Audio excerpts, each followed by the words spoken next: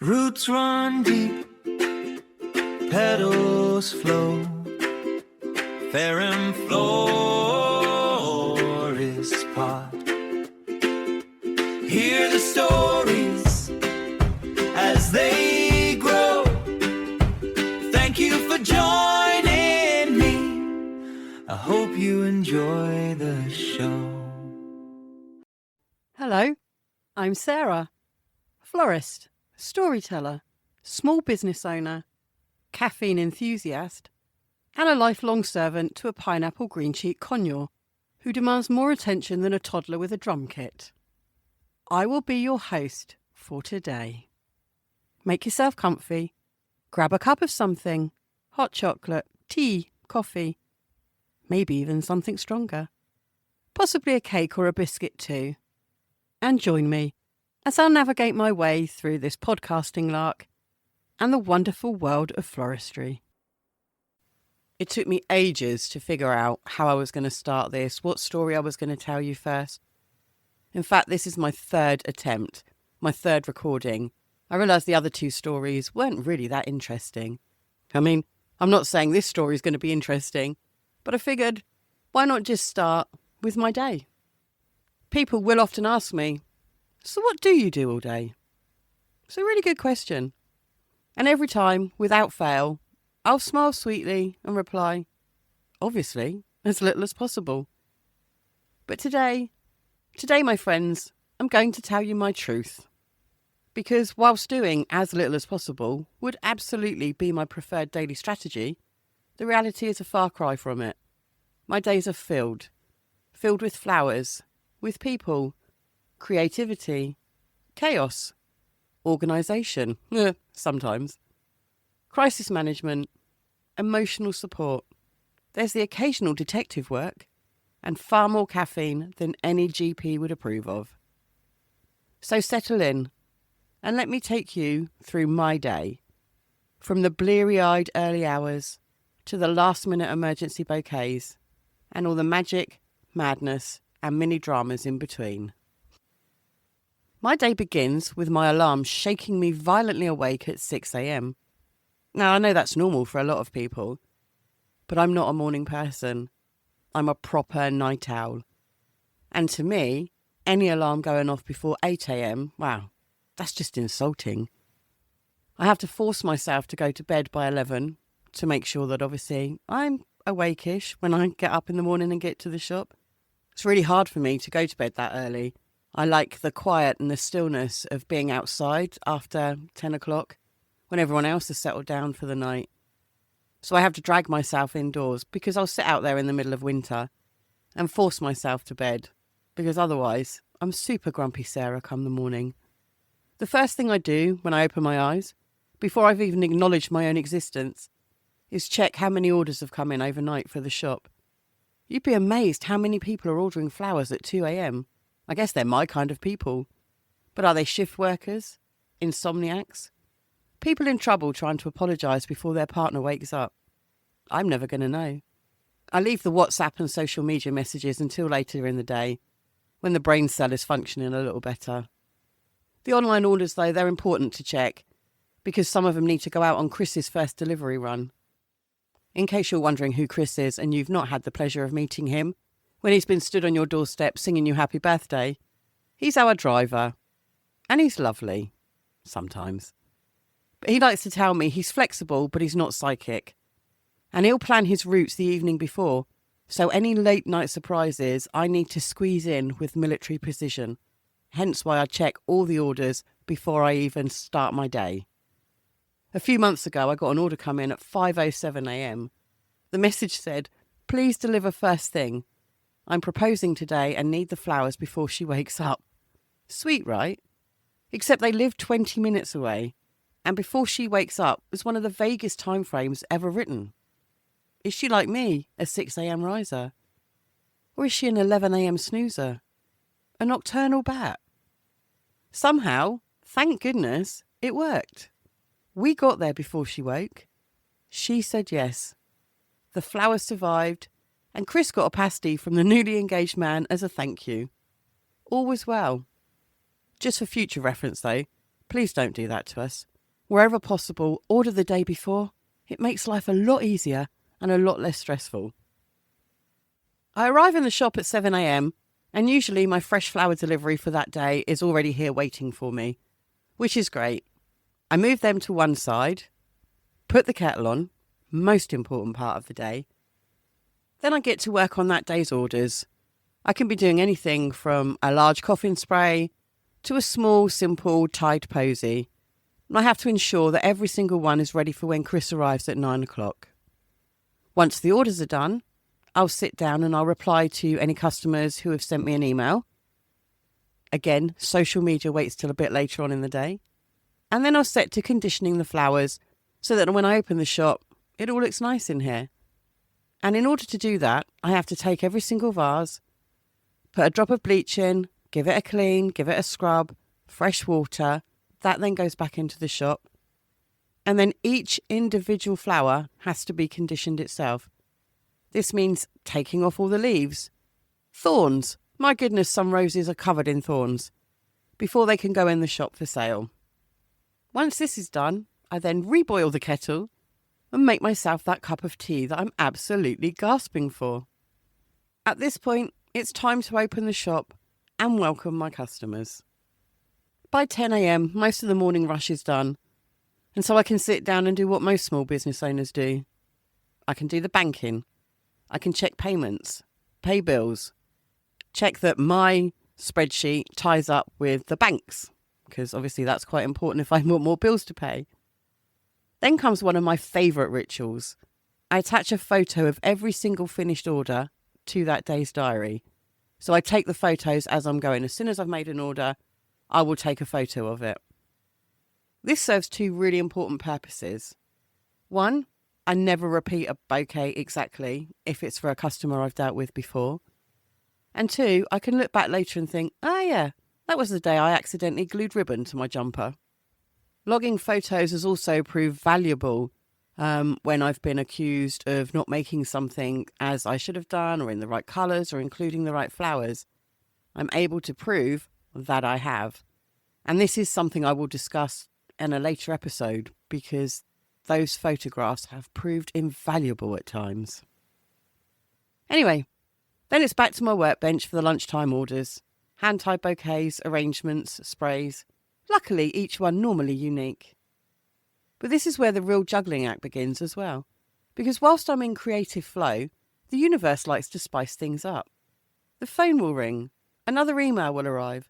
A customer will wander in needing advice on anything. And occasionally someone comes in because they need a little bit of therapy. I have a lot of customers who like to come in and just chat.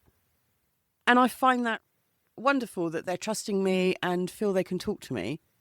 But some days when I've got 15 orders waiting for me to be done and someone who just needs to chat, it can cause a little bit of stress for me. It all works out in the end though. And by the end of the day, everything that needs to be done is done. I do love it though when some customers come in and they're not sure. I had a lady stood in the shop one day and she just said, I want something nice. That was it. That was the brief. No colour preference, no size preference, no occasion. So I asked her, is it for a birthday? No. For a thank you? No. Are they for a funeral? No. Oh, are they for a new baby? No. Finally I said, may I ask what the flowers are for? She replied, well, they're for my hallway. My soul left my body a little bit. Why could she not have just told me that in the first place? But we got there in the end, and I created something nice for her. By lunchtime, I'm ready to begin prep for the next day. This can involve ribboning up floral tributes, soaking oasis for baskets, placing orders for flowers that I need for the next day, organising blooms, dodging the occasional customers that I don't really have time for. There are moments when I think, goodness, why didn't I just become a librarian instead? Although I've also learned and appreciate that that's not quite such an easy job as people think it is. Then I have to deal with, obviously, demanding customers as well. Like the lady who just wanted something nice. I had a customer come in once who was demanding tulips. It was the middle of July. Tulips are not a July flower. When I explained this to her, she just folded her arms, stared at me and said, "But I want tulips." As if saying it again would magically make the fairy tulip appear. In the end, she chose some roses, but not before sighing really loudly, in fact loud enough to strip the paint off the walls. When I check the social media messages, some of those can be quite entertaining. I had some once, a customer had messaged me at 2 o'clock in the morning, and by 4 a.m, there was this whole ranting message about me not responding. Now, I'm sorry, I know we do live in a world where people can be awake at those times, and some businesses do have people on call 24 hours, but I'm one woman. I work alone. And expecting me and getting angry with me because I've not replied to you at 4 a.m? Come on, let's be real. Anyway, I managed to placate her and sort her out. Occasionally, in amongst all the madness and mayhem, I will sweep and hoover the floor, although not often enough. And one of my neighbours who lives behind the shop will often come in and have a moan at me for not having swept the floor. I've handed him the broom a few times and told him to do it for me. Later in the day, I'll sort through all the rubbish. We recycle and recompost everything. So I can spend a good 10 minutes picking odd bits of ribbon, tiny little pieces as well, out from all the leaves so they go in their different bags. Oddly enough, I quite enjoy that. I find it quite calming. I think running around and flapping about and doing so much in such a short space of time, that gives me 10 minutes just for me. I'll then sit down and make sure all the cards are written for the next day's orders. Recheck if we'd had any more orders come in online. Make sure I've replied to every single email and every social media message. I try to upload a post to social media. My goodness, there are so many different ones that you need to have. There's your Facebook and your Twitter and your Tumblr and your Instagram and your Threads and your Google. The list is endless, and I refuse to pay one of these companies to do it all for you in one go. So I have to do a lot of copy and pasting. Occasionally I'll sit down and try and write a blog entry, although I'm not very good at that. Once that's done, I'll get the bows ready and the boxes that need to be done for the following morning. Any preparation I can do to make life a little bit easier first thing is always a good thing. And then I think about going home. I've been in the shop for 10 hours usually by this point. I'm ready for it. So I bring all the planters in from the front, lock the door, and that's it done. But it's not. Because occasionally at home, people will phone me. People will email me. People will knock on my door. I've actually had customers come round my house and knock on my door at 8 p.m. to give me money to place an order. It's crazy.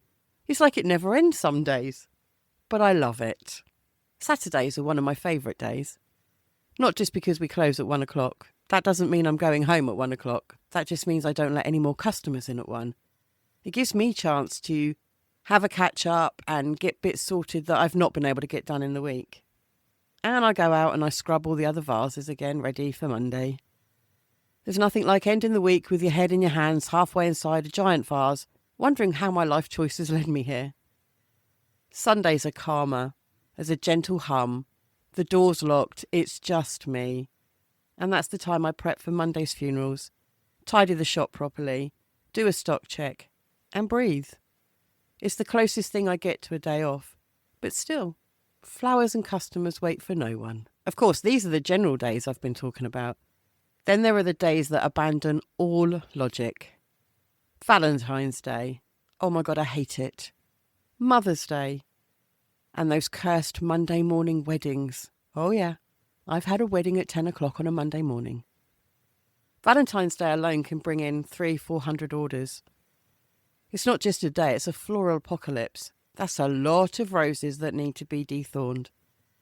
The shop looks like a bomb's exploded. I look like I've been dragged through a hedge, more than usual. Customers are queuing outside the door. And Chris, bless him, he becomes a delivery ninja. These are the days when I survive purely on caffeine and stubbornness. The days when I don't get to sit down at all.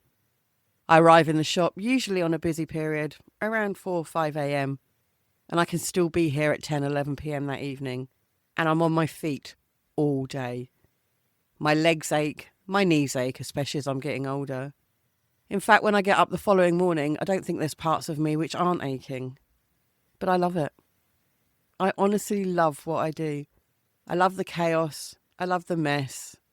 I love the smell of rotting leaves. I love my body screaming at me at the end of the day, saying, "Why are you still doing this to us? You should be easing off at your age." Never.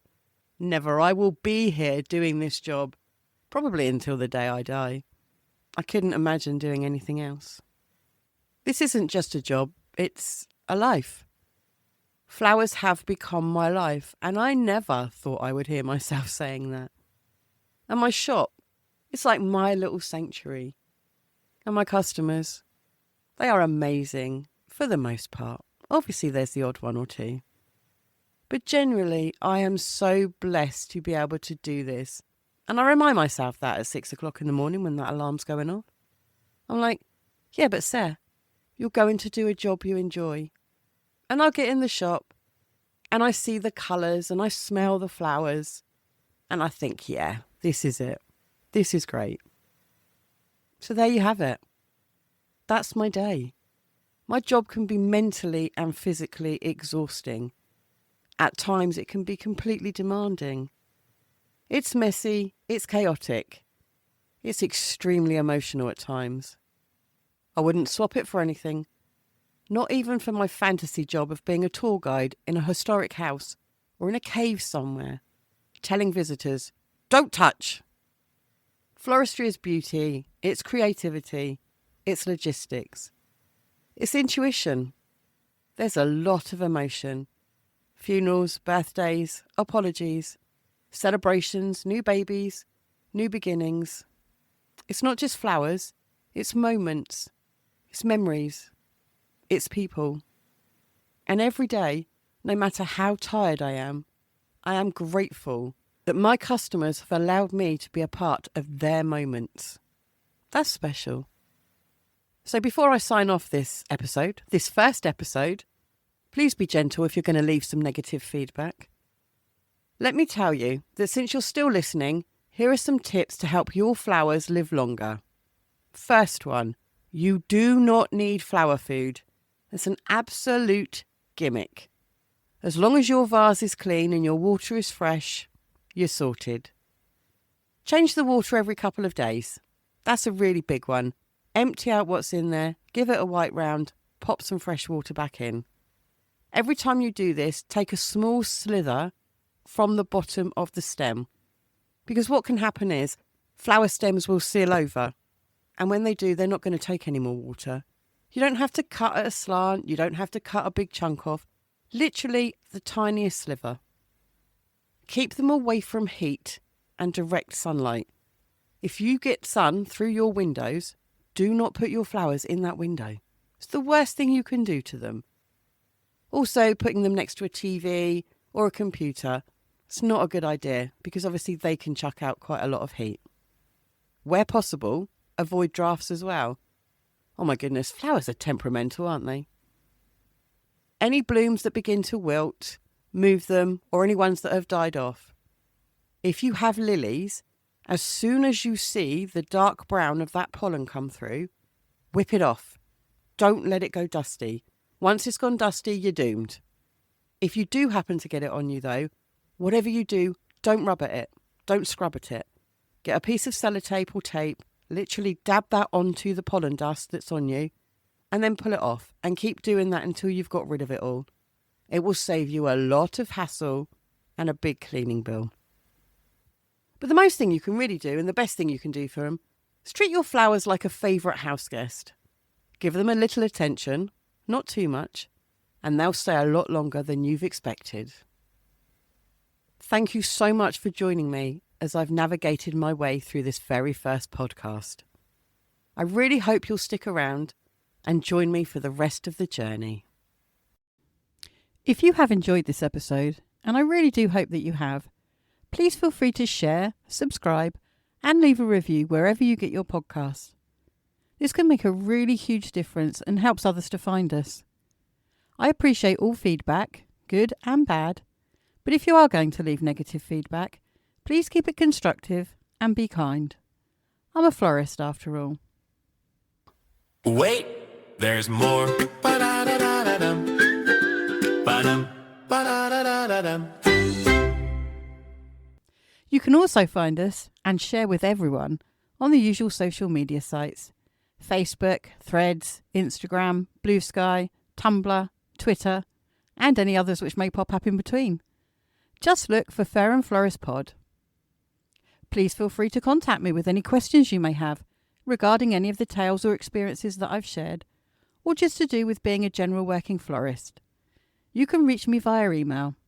The address is fairandfloristpod@duck.com. That's DUCK for the duck. Are you a florist with your own stories, your own experiences that you would like me to share for you? If you are, I would love to hear from you. Again, you can reach me via the email address fairandfloristpod@duck.com, or you can drop me a WhatsApp on 073 671 87685. More than happy to keep you anonymous if you would like me to. If you would like me to give your business a mention, whether you run a florist, butcher, baker, or even a candlestick maker, I am more than happy to do so, providing your business is registered and trading legally. As a thank you, though, for my putting your details out there and hopefully generating some new business for you, it would be really appreciated if you would be kind enough to make a donation to one of our nominated charities. These can be found on the webpage www.fairandfloristpod.co.uk.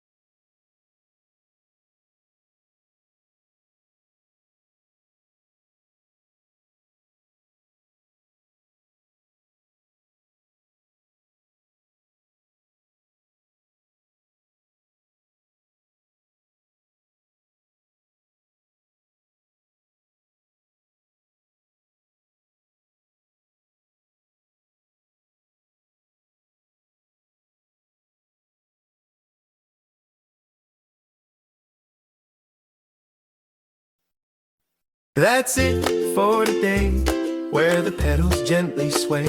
Thanks for sharing in this story and for your time with me today. Until next time when our paths will cross again.